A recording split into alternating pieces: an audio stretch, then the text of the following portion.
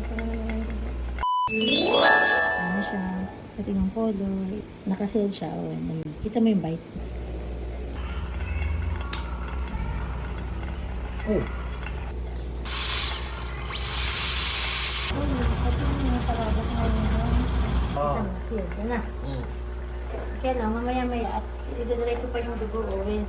Kailangan ma-seal ko mabuti, matanggal ko yung dugo. Feeling ko pa naman sinarado ko na talaga to. Nalinis ko kaya ito ng malinis, Owen. Ayun na naman, Owen. Mag-anesthesia ako, Owen! Pahinga ka muna. Dito naman ako sa pagkakas. Wala na namang dugo sa ngayon. Pero mamaya, pag ginalaw ko, may dugo. Ayan na naman.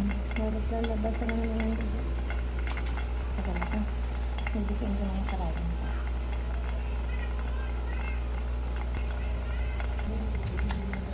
Pahinga. Owen, maganda na naman natin ko. Naglagay na ako ng anesthesia. Owen, ha? Naabunto ko sa ipin na yan. Sa pan. Hindi na tatanggal ang dugo. Dapat po ba mag-i-stop? Oo. Dapat mag-stop na kasi nga hindi ko naman pwedeng sa daluman ng ang dami-daming dugo sa loob. Hindi kahit natakot ka na din, may infect pa. Oh, may manalangin ka, wala nang dugo. Oh, babe, please. Konti pa. Tingnan natin kung may sasamang dugo. Owen, lalit mo ka ng tubig, ha? Owen, okay lang. Sige, Owen. Isa pa. Huwag mo pa. Papapahingan natin ng konti, Owen. Owen, sige pa. Maya-maya uli, Owen. Owen, awag tingin na. Hindi na naglaman ka po. Kita mo. Ayun, Owen. Sige, Owen.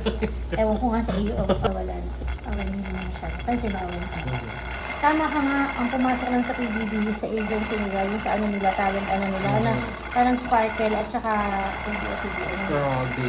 O, yun, Sir Magic. Silang dalawa lang talaga. Ano?